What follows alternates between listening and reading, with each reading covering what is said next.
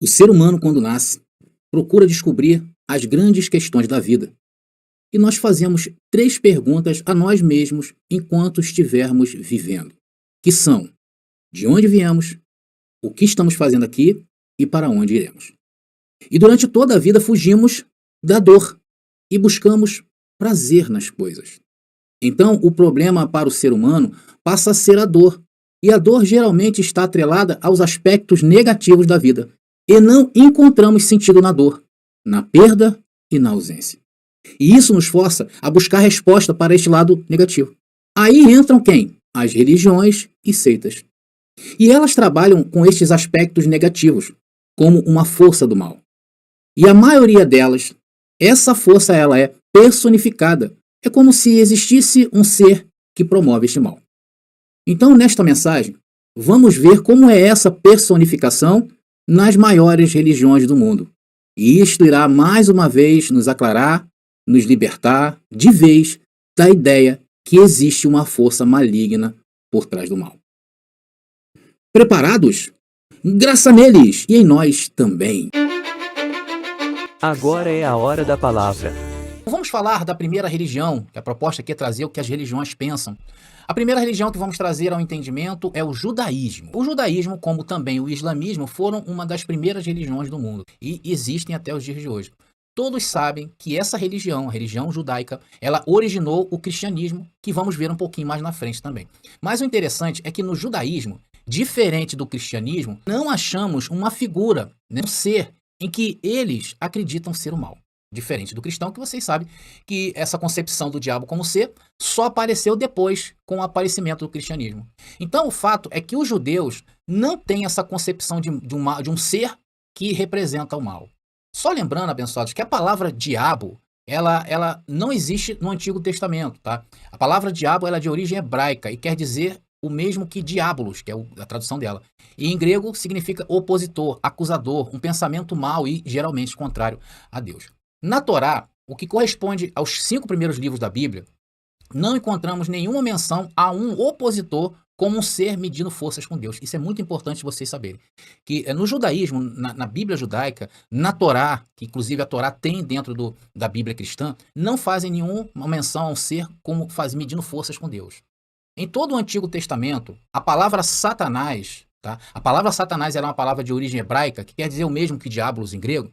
Ela só aparece 2 vezes, uma no livro de Jó e outra no livro de Zacarias. Quando apareceu o livro de Jó na história, foi ali depois que Israel conseguiu se livrar do exílio da Babilônia.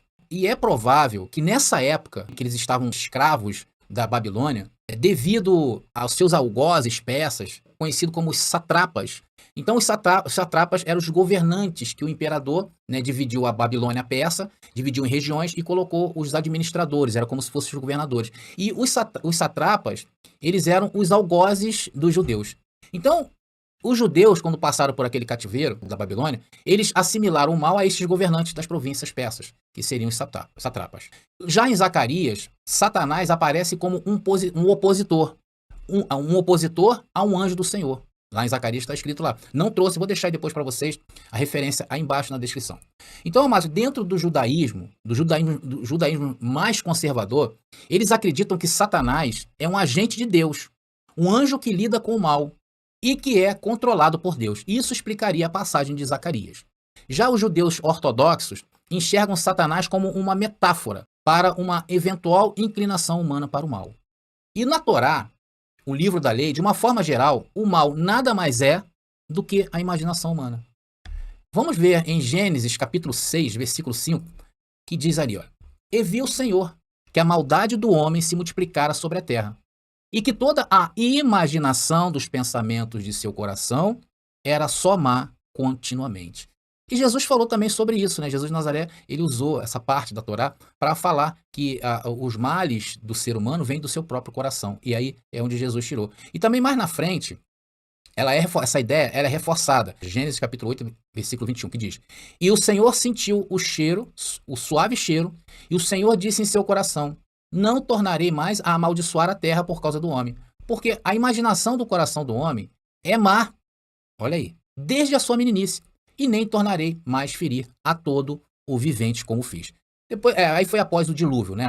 Deus ele vai e se pronuncia e diz que ali não vai mais ferir o homem, porque ele entendeu que o homem tem essa inclinação do mal. Então, essa é a percepção que a Torá tem. E isso segue, né, o judaísmo até os dias de hoje. Então, eles não têm, por exemplo, como a religião que vamos falar agora, que é o cristianismo, que veio do judaísmo, é importante também falar isso. O cristianismo ele não conservou em suas bases em relação ao pensamento judaico. Ele não conservou.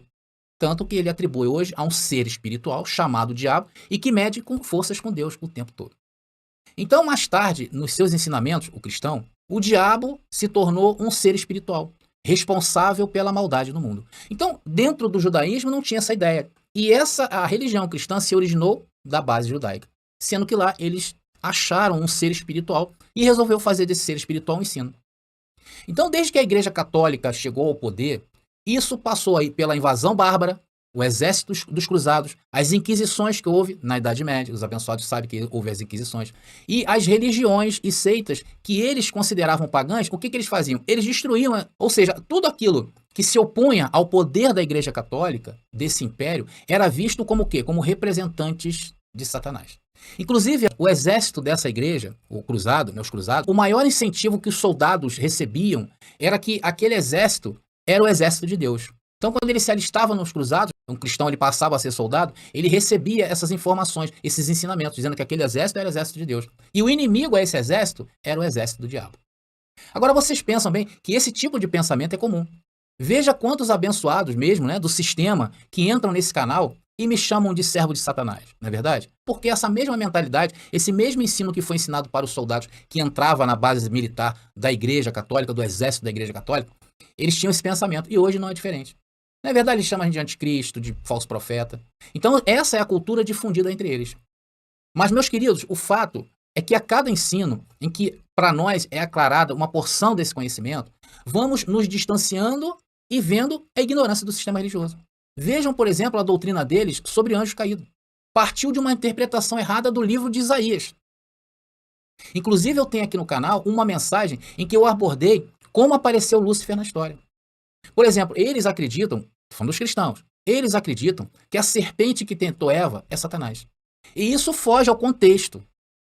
Eles tiraram essa ideia de onde? Porque lá em Apocalipse, no livro de Apocalipse, eles acharam 2 versículos que faz referência à antiga serpente. Então eles falam, não, então a antiga serpente é Satanás. Então eu também já fiz um vídeo nesse canal sobre essa passagem, onde eu apresentei texto, contexto, que eu vou também estar deixando nas descrições aí embaixo e vai aparecer para você aqui no card, aqui em cima, tá bom? Então os cristãos creem que Satanás tentou Jesus no deserto, um ser espiritual tentou Jesus no deserto. E eles não se permitem questionarem e não conseguem compreender a incoerência e os absurdos dessa passagem.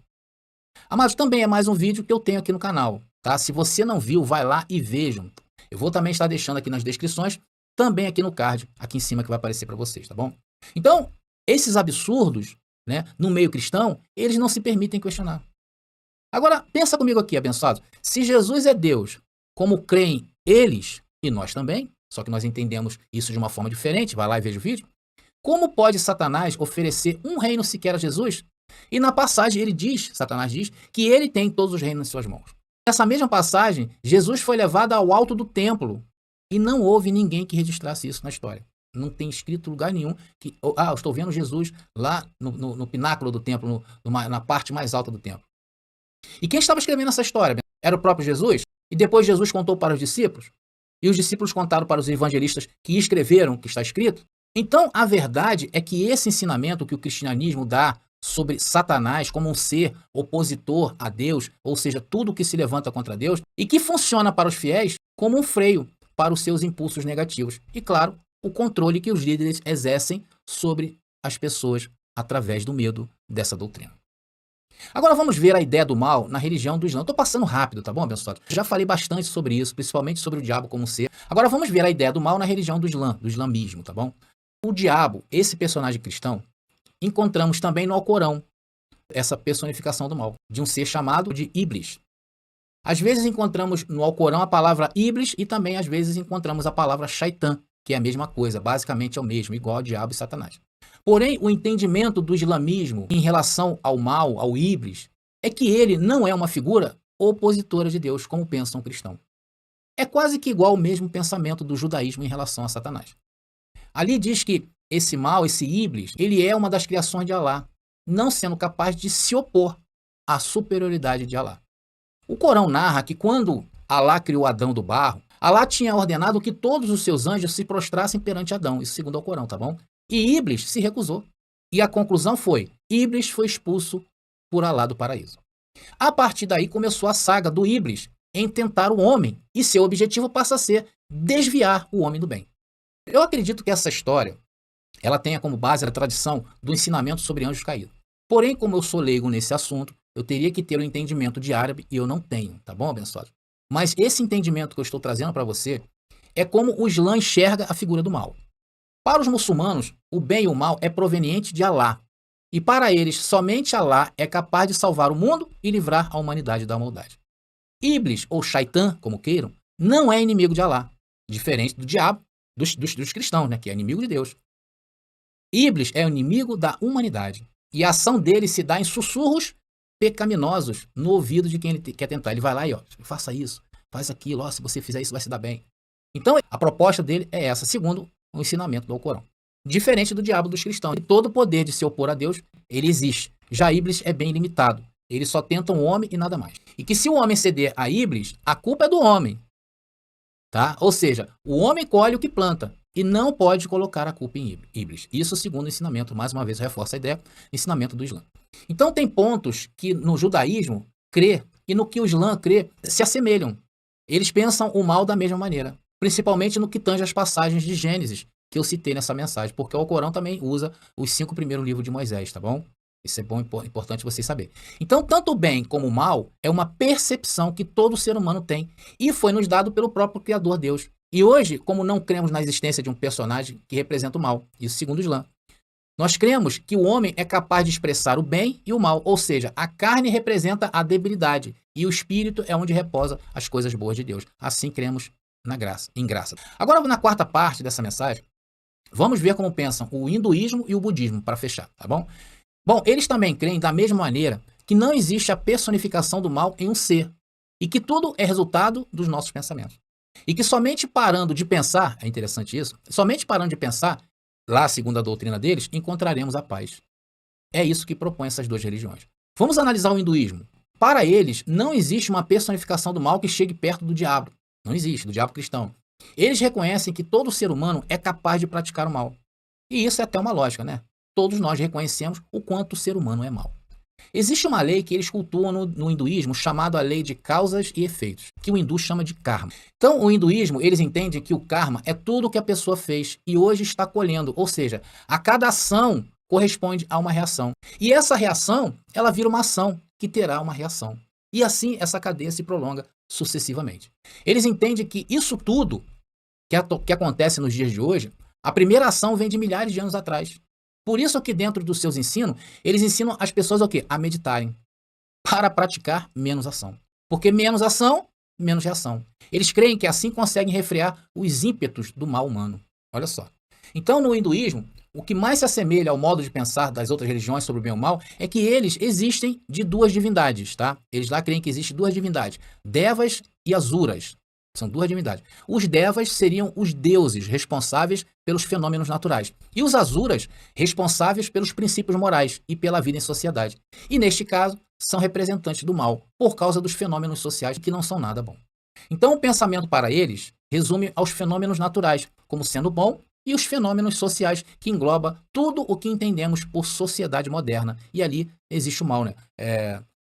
O labor desta vida, né, abençoado? Toda essa luta dessa vida, ela para eles lá representa o mal.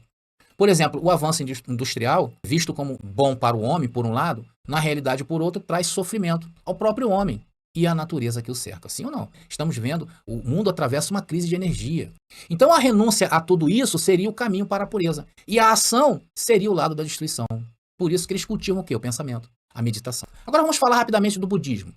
Então lá existe Buda, vocês conhecem, a figura do bem, e existe uma figura do mal chamada Manra. Enquanto o Buda representa a iluminação, Manra representa a ilusão. São as forças que se opõem à iluminação. Em resumo, Manra, para o budismo, ele desvia o ser humano do caminho do bem e estimula o homem ao mal. Nessa rápida mensagem, nós vimos 5 religiões. vimos o que eles pensam acerca do mal. Porém, nenhuma é mais feroz do que a doutrina cristã que apresenta o diabo. Um ser que em seus ensinos e na mente das pessoas se torna irresistível. Olha só. Vocês notaram que o islamismo e o judaísmo se assemelham em seus ensinos, no que pensam, porque eles pregam que o mal é fruto das ideias e imaginação. Ideias no caso do islamismo e imaginação no caso do judaísmo. Ou seja, as ideias e as imaginações são os que tentam fazer o homem fazer o mal. Sendo que essas ideias não são irresistíveis, tá? Elas são resistíveis. Porque quando se foca no bem, fazendo bem, claro, o bem sobressairá. O judaísmo e o islamismo são duas religiões que valorizam a ação. Já na visão do hinduísmo, a ação deve ser evitada, somente em casos extremos. Por isso cultivam a meditação como forma de refrear a ação. E o budismo também ensina que na mente está o caminho da iluminação, o bem, e o caminho da ilusão, no mal.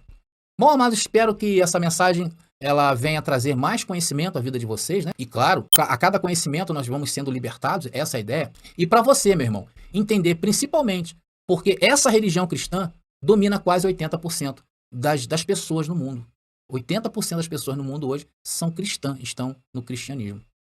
Por causa de quê?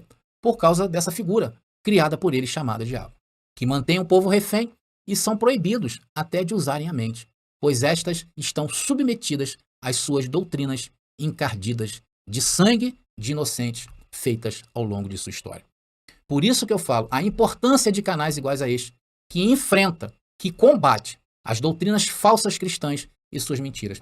E é por isso também que quando chegamos em graça, temos tanta dificuldade em desapegar-se dessas doutrinas, porque são doutrinas ferozes contra a sua mente.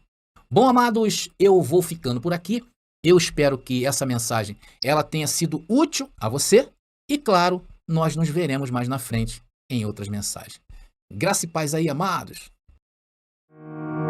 Descubra 33 Maneiras de Matar o Diabo, uma obra corajosa de André Pimentel, que explora as 33 passagens bíblicas que mencionam o temido diabo. Desvende os mistérios, enfrente dogmas e desafie crenças arraigadas. Cada página é uma revelação, cada passagem um convite à compreensão profunda. Não tema o desconhecido, abrace-o. Adquira o livro agora no WhatsApp 21 979 87 46 68 e embarque nessa jornada reveladora.